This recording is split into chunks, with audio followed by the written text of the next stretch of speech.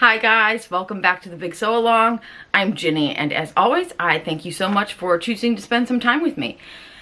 This week, I have a couple of things to share with you. The first one is a new to me method for lengthening or shortening a pattern piece. This came about from a discussion over on the Discord chat, which, by the way, you are all invited to join. There's a link below.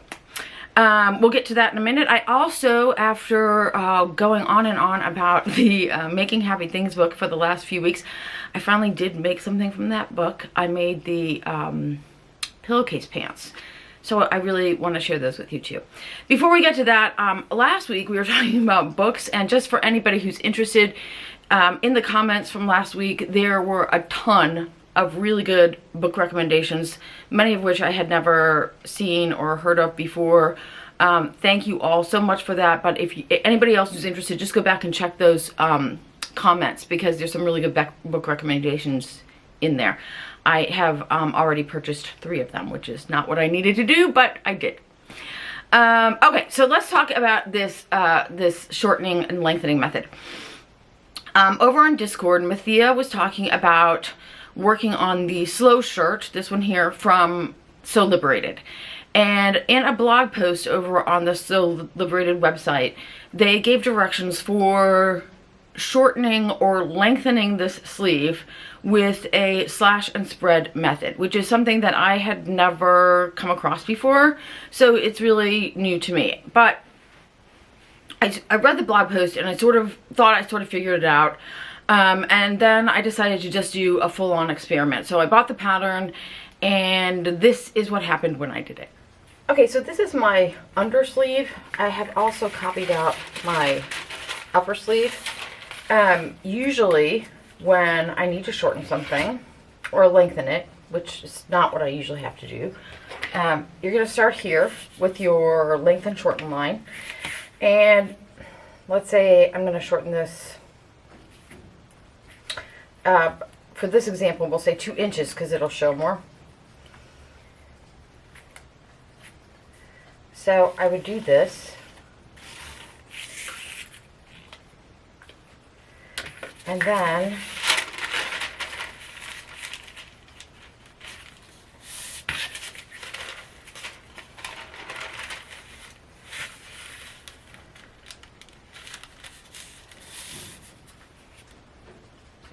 you'd have something that looks like this. And then you have to fill in like the gaps, right? So on this side, because there's a placket here, I would probably do something like this and just shave that off.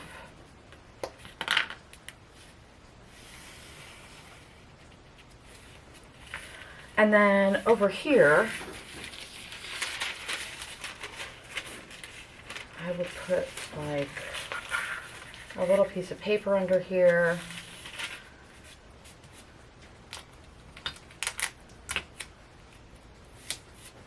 And I would taper that down to nothing at the end of the sleeve. So then we'd have something that looks like that.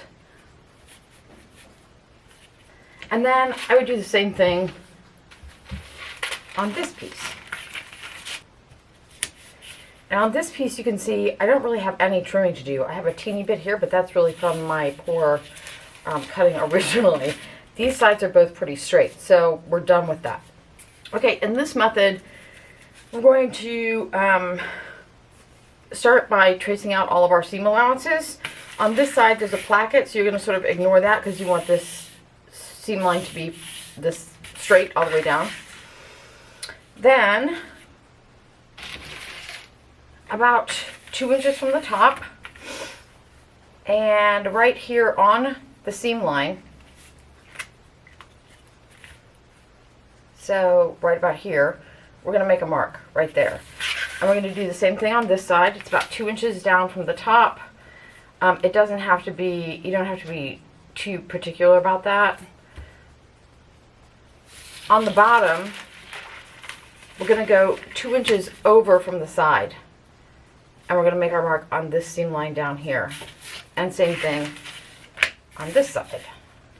It's going to be like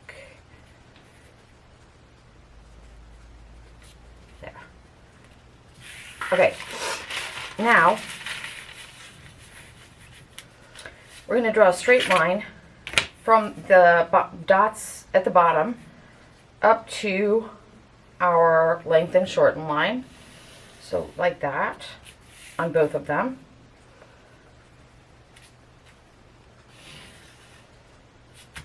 And then on these dots over here, we're going to draw an angled line that starts at this dot and ends right at the top of this other line that we just drew.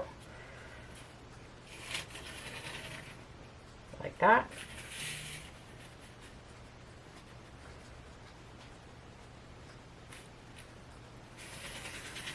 And like that. Okay, now let's cut this apart at our length and shorten line.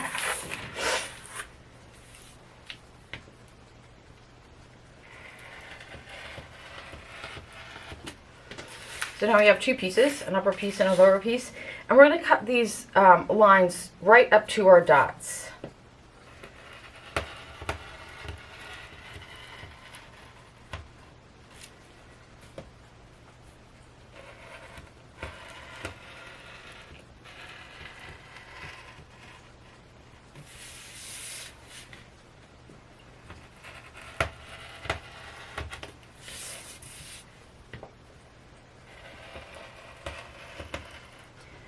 So now we have something that looks like this. Now we're going to turn each of these things into a little hinge here. So I'm going to move this over. I'm going to clip right up to that dot through my seam allowance, but not through it. And I'm going to do that on all 4 of these points. So there, and then down here we'll do it right here at the bottom.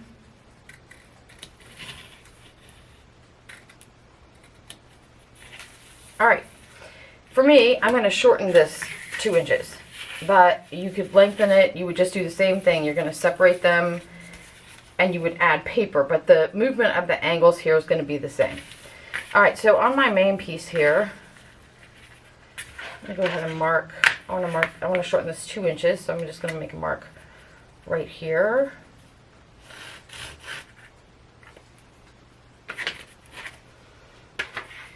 I'm going to move this piece up here to my 2-inch line, and I'm going to match my grain line there.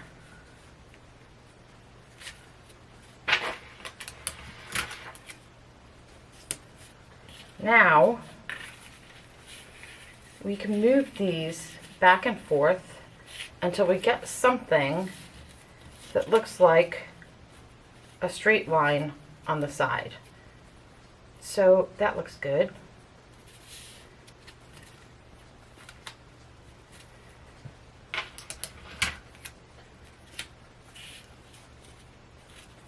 Let's take that down.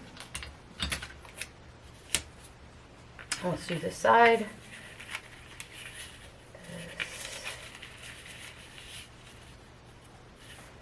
That matches up pretty nicely right there.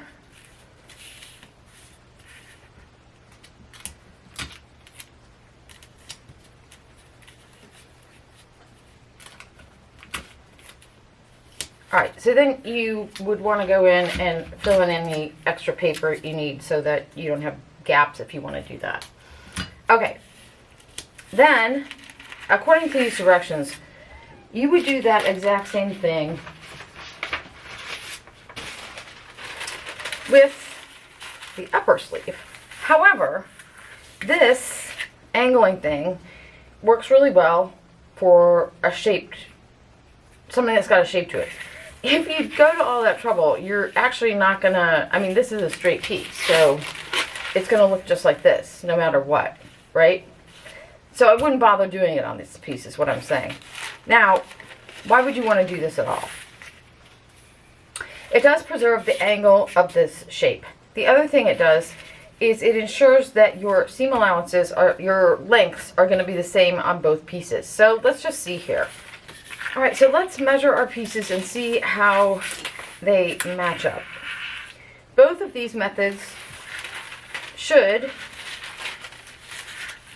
result in something that matches the seam allowances on this piece, right? You can see I already measured it once and I got it incorrect. So we are going to go with centimeters because they're more precise and we really want precision here. So on this side, I am really exactly at 39 centimeters. This is the side with the notches. On this side, the side without the notches, I am 41.3 centimeters. Okay. This is our traditional method right here. This is the side with the notches. It should be 39 centimeters. And it is actually about 39.3 centimeters, which I actually did measure correctly the first time. This side over here would attach over here, and it should be 41.3 centimeters. It looks like the first time I measured it, I got it 42. Let's see if I was right. I'm going to say 41.9 centimeters, since we're being specific. And this one over here, it's 41.3 centimeters. So you're off about a little over a half a centimeter. All right, this is the method that we just tried out. Again, this is the notch side, so it should add up. It should be the same as this at 39 centimeters. And this one is,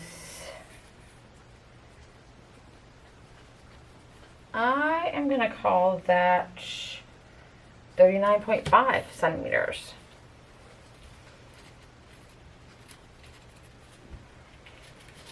And this one over here is going to match up over here. That one should be 41 centimeters.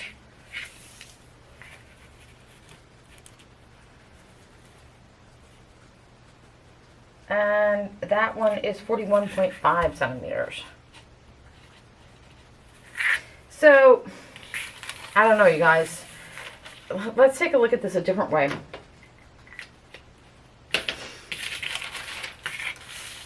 I mean, maybe if I had done the slash and spread, this would come out differently. You guys tell me. I just don't see the point in slashing and spreading something that's going to be a straight line. But let's see what it looks like when we compare these two. So this is the old method. We'll lay this one on top. This is the new method. I will say, I mean, there's a little difference. I don't know if you can see down here at the bottom. The traditional method is a little bit wider.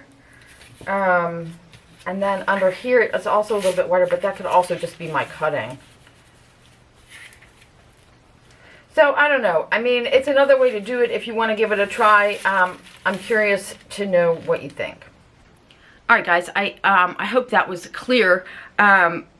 Originally, when Mathia shared this with us over on Discord, I just played around with like some made-up pattern pieces to sort of get the idea down. And I originally thought that this was going to be a really great method for shortening or lengthening patterns because I thought it would be more precise. That it would be, you keep the shape of the pattern piece more easily, and I thought the measurements would come out closer.